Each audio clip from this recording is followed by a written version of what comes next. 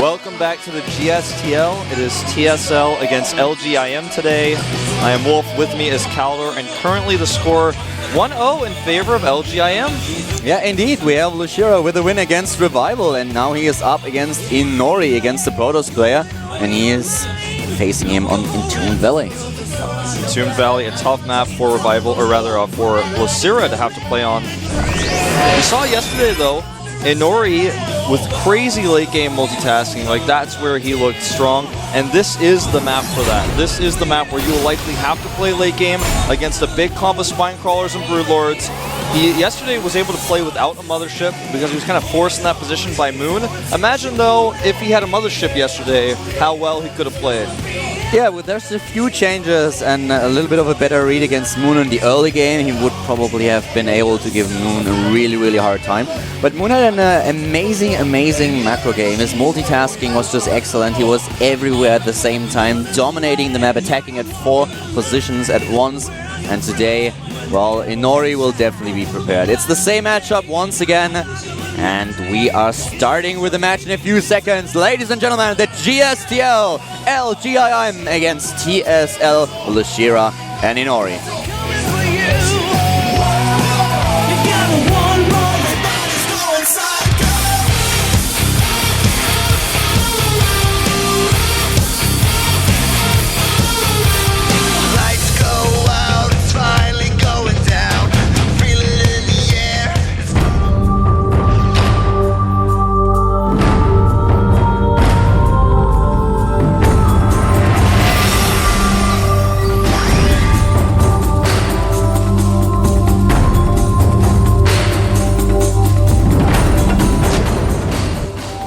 The second game in our team match today, we have at the bottom right in the red our Zerg player. Starting for LGIM, was just able to defeat the Revival. LGIM, Lushira!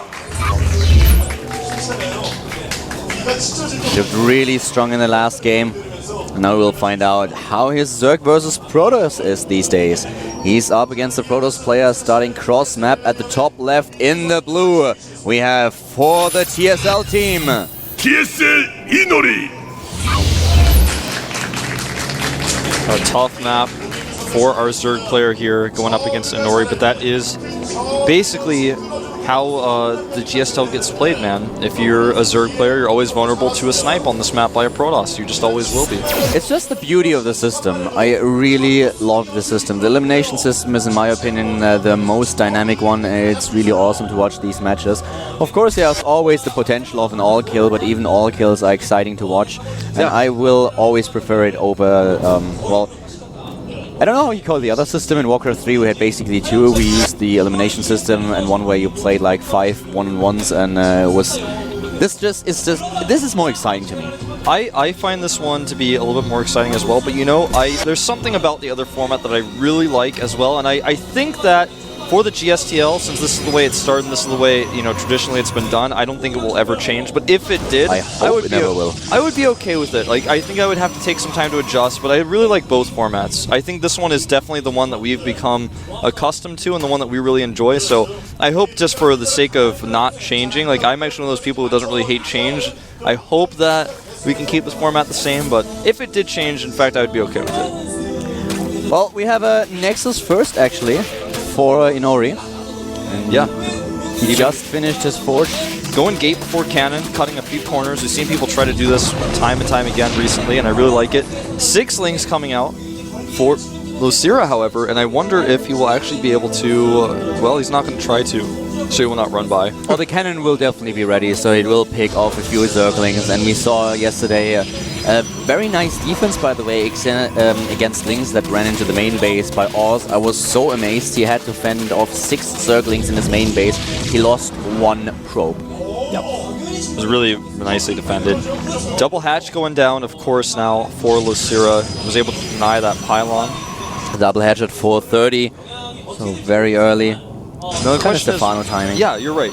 The question is, what will the next move for Inori be? Yesterday we saw him basically play as standard as could be, and oh, idle probe there. It's been spotted. I wonder if we're going to see a different build, like a more aggressive build today. This is an easy map to take a third on as a Protoss, which is why Zergs dislike it. But I think this could be something that Inori could even use against Lucira by being more aggressive than usual. That's one of the options that he definitely has. If Lucira assumes that that his opponent is going to take a third, then he might be a little bit too greedy, might be punished for it. But I expect that Inori is going to take a third here, starts his tech, and then just relies on his 3 bases, takes the 4th as he pushes out.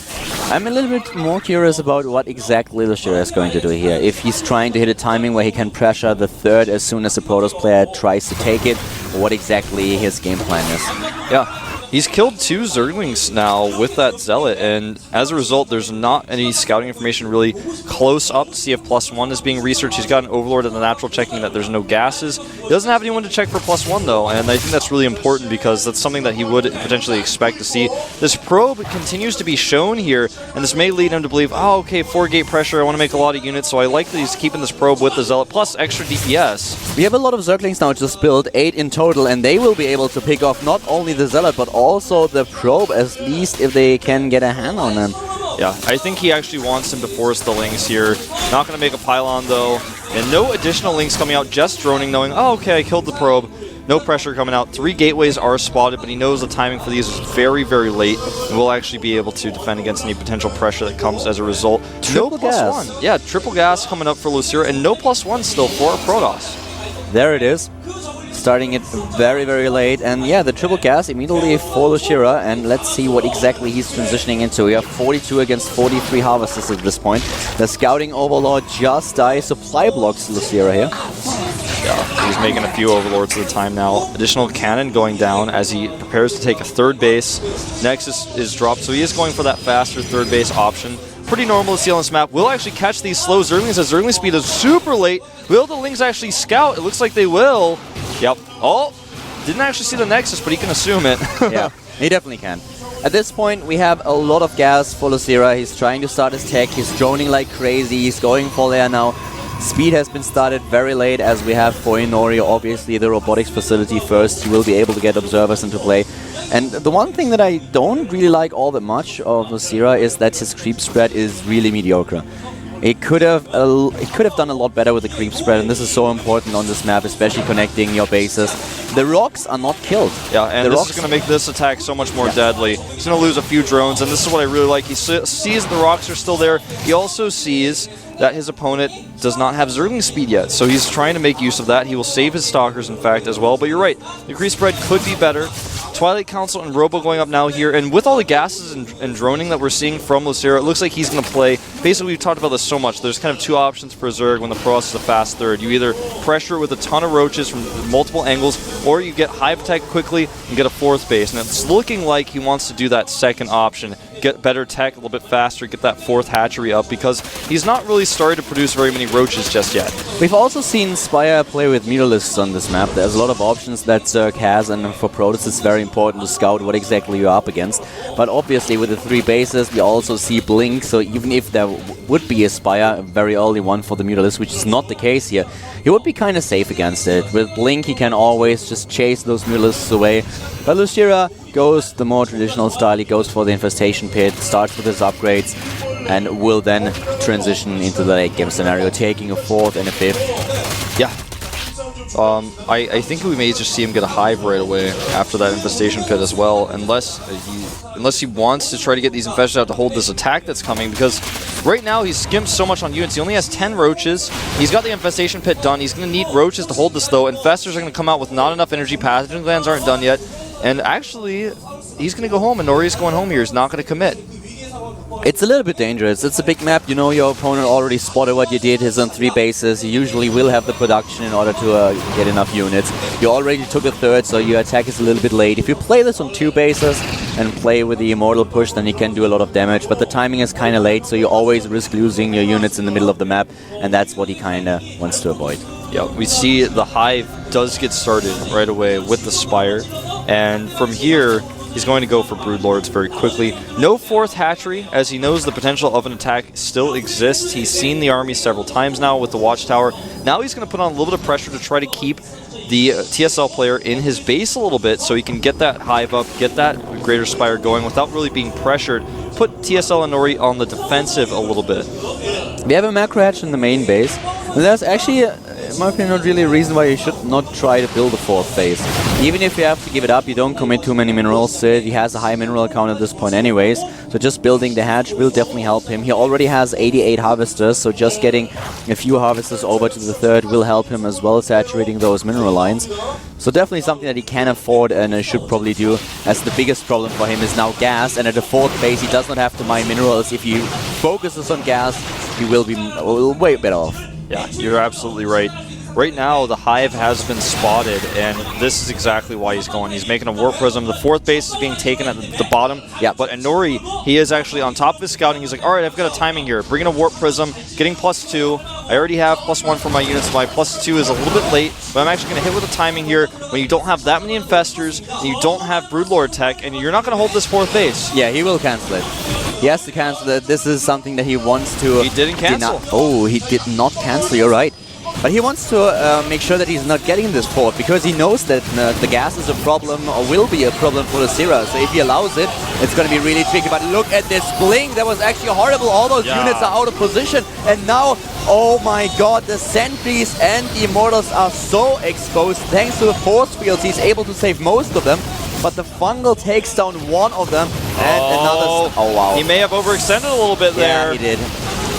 That was really bad. I mean, the idea was nice, it was cute, just trying to snipe another Immortal as he realized it's down in the red, but then he overextends a little bit. The second wave of force fields traps not only roaches, but also infestors. Well played by Nori here. Well played. Yeah, he actually took a terrible situation, turned it into an awesome one. Yeah. I never thought that he would be able to do this. I mean, part of this is Lucira's mistake, but the force fields were beautiful. They're not overlapping even a hex. And now he's actually just going to tear through into the 3rd base. He could trap these units. He does not have any force field energy. But he's trapped at the ramp. Is this the timing that Lucira needs? He doesn't have the units. He just simply does not have the units. +2 is done for these Stalkers. They're blinking back now. He doesn't have any Infestors left with the Warp Prism. He's warping in additional units. Lucira desperately trying to hold. He held against Revival. Will he hold here? And indeed he does. He will do it again.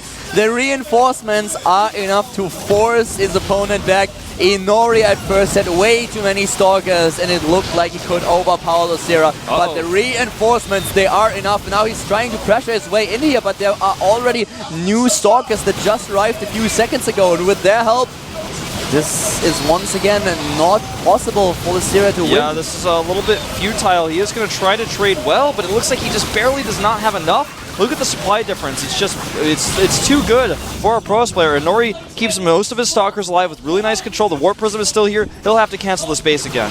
He's going for the shield upgrade now, and yes, this expansion is not going to see the light of day. It will have to be cancelled. There it is. Only one armor upgrade. One armor upgrade for the Shiro. That's all that he has. Oh, he nice may not want to. He may not want to try to. Well, now he's forced. He's actually going to be forced to engage the Zerg army here. I think he would have wanted to go home. Controlling the choke point, Lucira with this is his nice positions here. Yeah, looking great. The Warp Prism still lives, at least for now. That Immortal is way out of position. He's going to lose it for sure. Yeah, this Immortal is not really a lucky one. Runs right into the roaches and has been taken down. Only 15 Stalkers remain.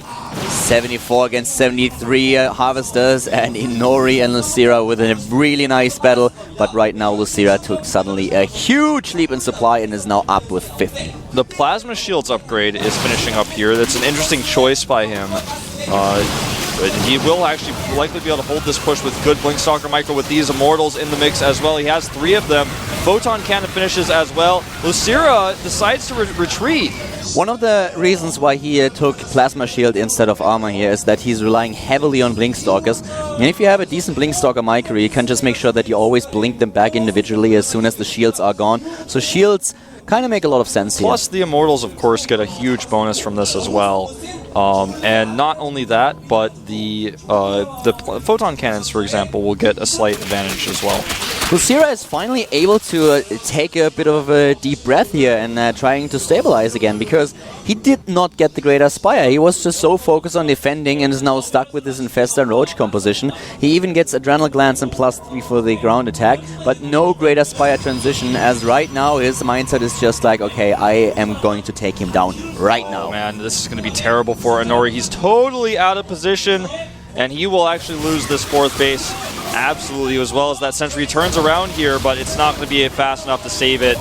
Now here's the cancel.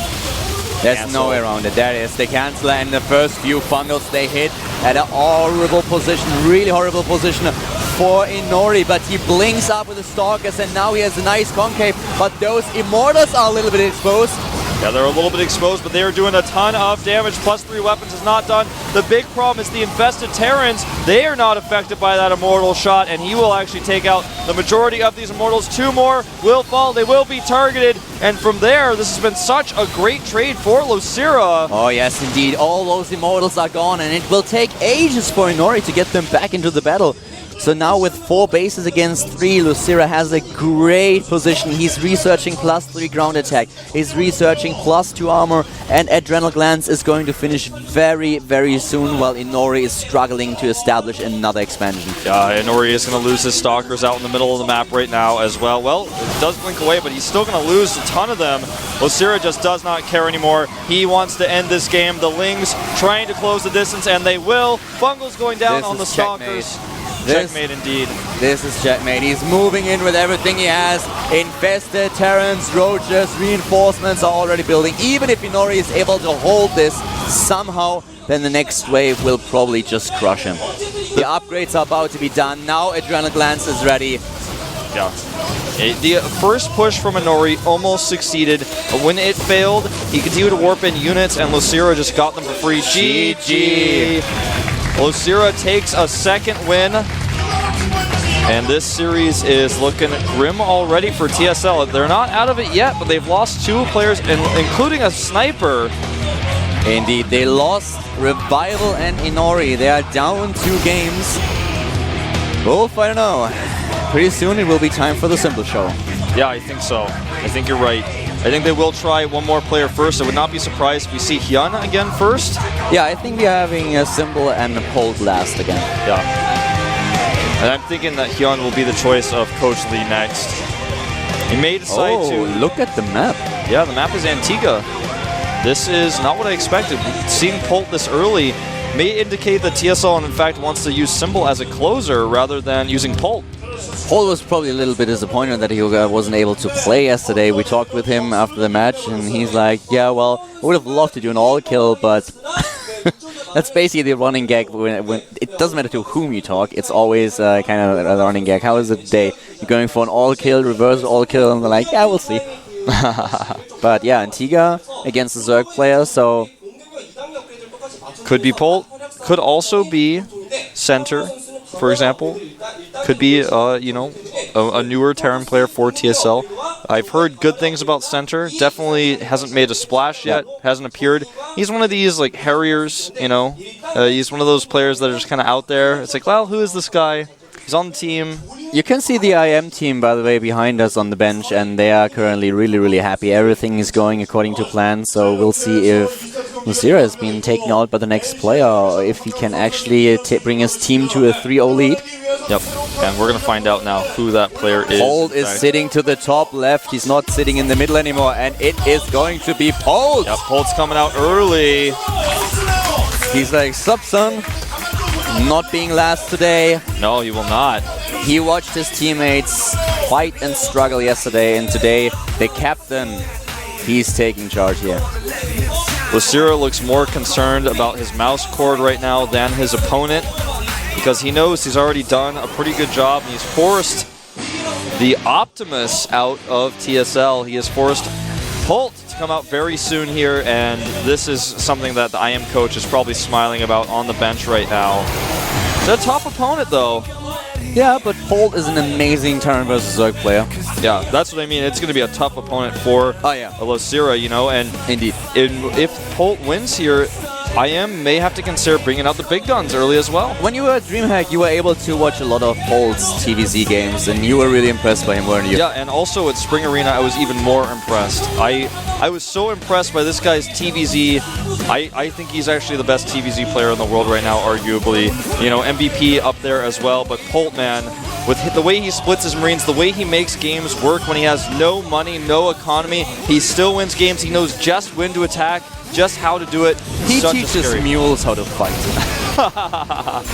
He is scary.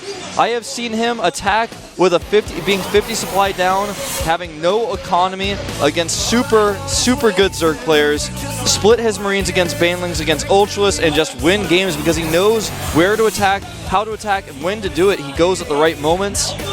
His late game is insane. He always does basically the same build. He will do a 1-Rax expand into Reactor Hellions, into Banshees in the 3rd Command Center, but then once he has that 3rd Command Center up, he will rally Marines correctly across the map. He'll drop you everywhere. He will tear you apart. Super strong Terran versus Zerg player.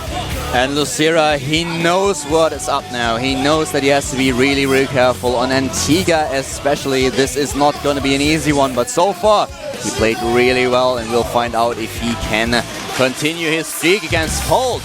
Ladies and gentlemen, the GSTL with incredible miracle against TSL. Commentated by Caldon Wolf, heading into our next match.